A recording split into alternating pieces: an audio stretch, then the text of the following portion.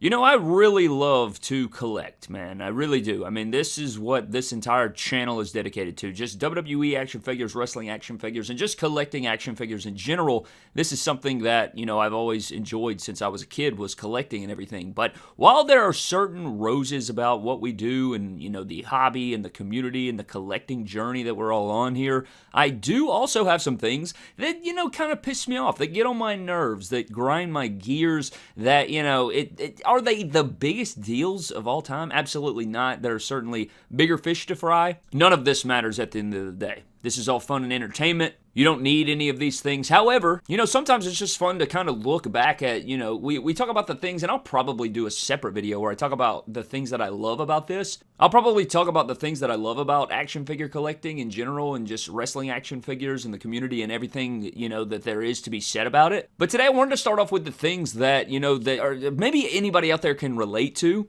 And we've talked about some of this stuff in the past, but today I wanted to kind of refresh on it because something recently happened, and actually, you know what it was? Walmart Collector Con just posted just the other day, and I'll rattle through some images here so you can see what it was about. And don't think you missed anything. If you don't know what Walmart Collector Con is, it's just this online quote-unquote event where they put up a bunch of new pre-orders, and then a few months later, they'll cancel them on you. And so it's basically just a big waste of nothing. And I say that because that is the first issue that I wanted to get into that I do not like about wrestling action figure collecting in general. And it is the Walmart/other stores canceling pre-orders.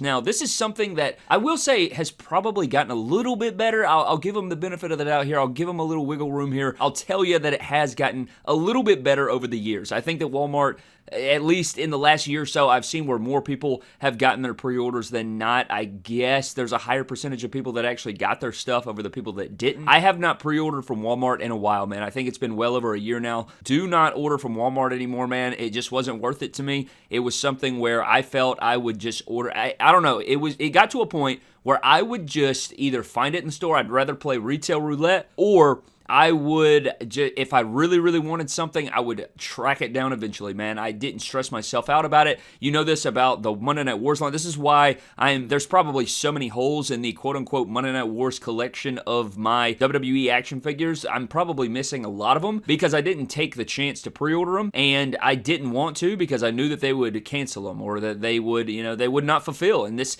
most recently happened. I said that I hadn't pre-ordered in a year. I take that back because with the Cena stuff, the Cena stuff is what made me come back to earth. Whoa, now my mind's coming back to me. Hold up. The clear John Cena, I had 2 of those canceled. I had one of the other collector's editions canceled. I had another Ultimate Edition Stone Cold Steve Austin canceled. Remember, because I was so hyped about that figure, I definitely pre-ordered a couple of those. And then remember, we found it on a toy hunt after I overpaid $100. I paid $100, I think, online, or $90 online to get the figure early because I knew I probably wouldn't find it with the distribution. And then legitimately the next day, I walk into my Walmart on a toy hunt and we find the figure legitimately the day after I reviewed it. So I received it in the mail, I reviewed it, the next day I found it. So if I had just been a little patient, then I wouldn't have had to pay the aftermarket value, and that's completely on me. At the end of the day, though, I was so excited about that figure. The one extra day may have been worth it. No, it wasn't. It definitely was not worth it when you look at it. It was like $60 for an additional day of waiting. Yeah, definitely not worth it, man. But that's an L you take on the chin. These are the things you learn, man. So, you know what I'm saying?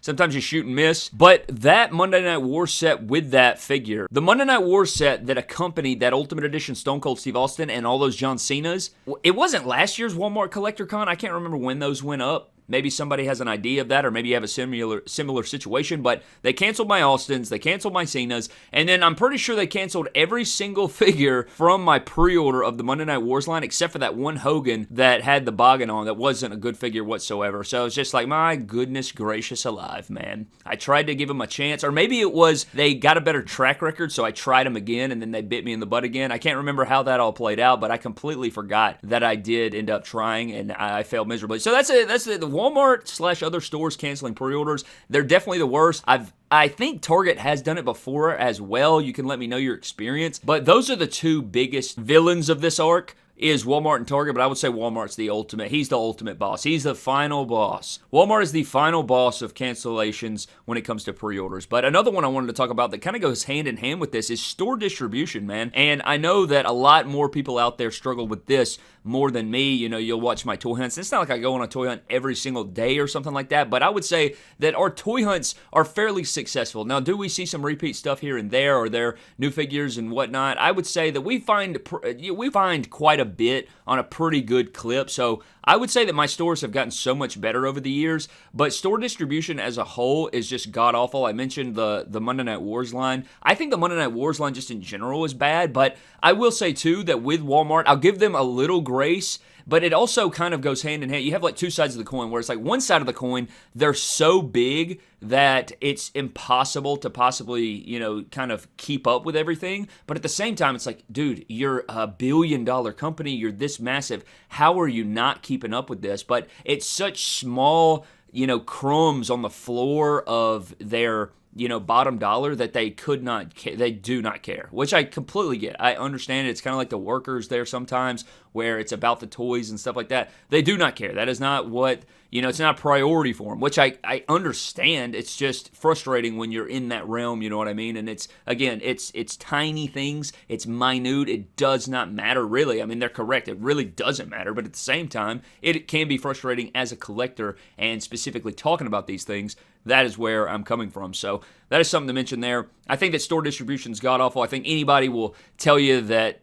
I feel like most people, I mean, people that are going to comment on this video are going to say, yeah, my Walmarts are terrible. I found an Elite 52 Braun Strowman at my Walmart last week. You know what I mean? The people, I get these comments all the time talking about how bad store distribution is, and I've witnessed it firsthand too, so I know exactly what they're talking about, and it's atrocious. You hate to see it, but I would say, I don't know, some of these things have gotten better and worse, and I think it just matters your area, it just depends. It depends on the store, it depends on the location. There's so many different things, and it's definitely not consistent across the board whatsoever, so it's just a fundamental flaw of the system, I guess. You hate to see it. Store distribution can definitely be a big just issue in general, and I think that kind of just killed the spirit of toy hunting overall, because when you have, you know, when you had places like Toys R Us that would just have loaded toys and WWE action figures, I mean, action figures and toys of all sorts, but, you know, just the death of Toys R Us and having to, you know, really rely, and I know exclusives have always been a thing, but I don't know, there's certain figures that, you know, just fall by the wayside, and it's hard to obtain them now because you have to go through these certain avenues sometimes. It's just a big old rigmarole, man. But let's get into the next one. The next one's going to be QC issues. We all know about this one. This one's probably my number one. If I had to pick one thing, that I'm like, dude, this will drive me up the wall, it's going to be QC issues. You know, you pay hard money for these, and you wait for a long time for them, and you're really excited for something. And it's kind of like when you're really craving a certain restaurant or something like that, and you're like, man, I can't wait to just get that sauce, and then you get home, you're starving, whatever, after a long day, and then you go to get the damn bag, son, and there's no sauce. This actually happened to me the other night. There's a local restaurant me and my wife love to eat at. They forgot our sauce, and the meal is it's ruined without the sauce, man. And on top of that, this specific restaurant charges $1 per sauce, per little cup of sauce. For the damn sauce. It's $1. I paid for 4 extras to make sure. I was like, dude, this is going to be epic. I can't wait. This meal is going to be enjoyable. Just can't wait for it. We get home, not a single extra sauce in there, and they charged me for all 4 sauces. What are we doing? So yeah, man, when you order things and they don't come right, or they're supposed to be one way and they're not, or the shoulder's loose and the figure won't stand up and the eyes are printed on the forehead, and, you know, some of these things just aren't easily fixable either. That's what makes it even more frustrating. If it was a really simple fix, it'd probably be less annoying, right? But remember when everybody was really wanting the Elite Fiend Bray Wyatt figure, and then, you know, everybody was scrambling for it, wanting it? I can't remember if it was I don't think it was my copy that I got from Ringside Collectibles. I think it was an extra one that I had ordered or found or something like that. Pull it out of the packaging, and the entire shoulder is stuck. It's glued, stuck. the torso won't move. It was a big thing years ago. I made a whole video about it. And, you know, these exclusive figures like this, or these figures that are hard sought after, you know, you contact Mattel about it. Let's say it's a figure that people are searching for. If you contact Mattel, sometimes they can give you a replacement, but most of the time they can't if it's a big-time figure. Now, if it's just some figure that's shelf-warming everywhere, they may be able to get you a one-of-one replacement of the figure. But if it's a figure that everybody's been wanting, or it's not sold everywhere, or it's an exclusive of some kind like that, it's not going to be easily replaced. They're going to have to send you a little voucher for 25 bucks or whatever, and you have to have the receipt and the number and all these other things, which again, you have to go online, fill out this sheet, email them. It's like a whole process of doing that. So it's not just pick up the phone or go on an app, fill it out, or something like that that's really convenient. And is it a couple extra steps? Is it the biggest deal of all time, like I stated before? No, it's really not, but it is, again, frustrating. These are things that just can be frustrating when you have, you know, waited on the figure, you're excited about the figure, and then this is what transpires. It's like, man, that sucks. And then one other thing that I want to talk about, and I tried to figure out some other things, and there probably are some other things if I really sat here and just rotted in it, but these are just some that came right off the top of the dome. It's like, oh yeah, absolutely got to talk about this. But price increases over the years, and this is something that is unavoidable. It's kind of like the gas prices, man. It's like something that, yeah, it sucks, but at the same time, it's kind of a what are you going to do scenario. Now, in this case, it is figures and not gas. Like, you absolutely have to have gas in your vehicle to travel, so it's more of a, what am I going to do? I have to pay it anyway sort of deal.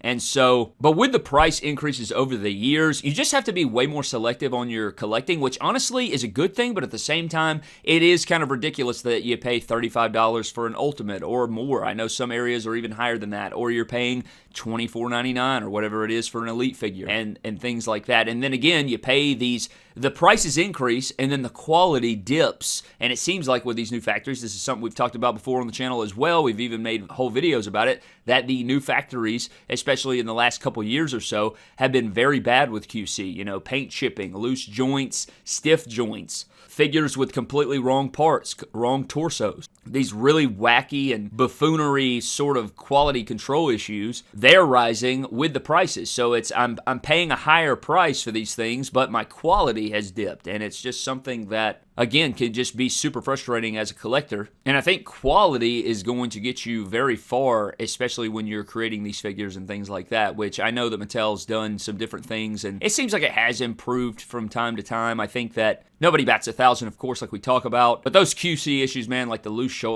shoulders, man, like the shoulders on the Scott Steiner figure that we recently reviewed, things like that are just so frustrating because you don't even get the baseline figure. The baseline figure is loose. The baseline figure, you know what I mean? You're just having these simple things that are just, man. But I would love to know down in the comment section, man, is there anything here that you would add to? Is there any other things that you do not like about WWE action figure collecting, or just action figure collecting in general, things that get on your nerves or things that bother you about it, or little inconveniences or anything like that? Use the comment section as a therapy piece. You could just go down there, man. Free your thoughts. I'd love to hear from you. And I'm sure you guys will probably think of something that I completely whiffed on. There's probably a glaring one that I completely missed as well, so I do apologize if I did miss that. I could see some mint on card collectors for sure. Mint on card collector. I'm not a mint on card collector, like, honestly, that much. I do have some mint on card stuff, of course, but I don't consider myself a mint on card collector, so I don't lose my mind on, you know, the packing or the shipping of certain things and stuff like that. I could see that being an issue for people.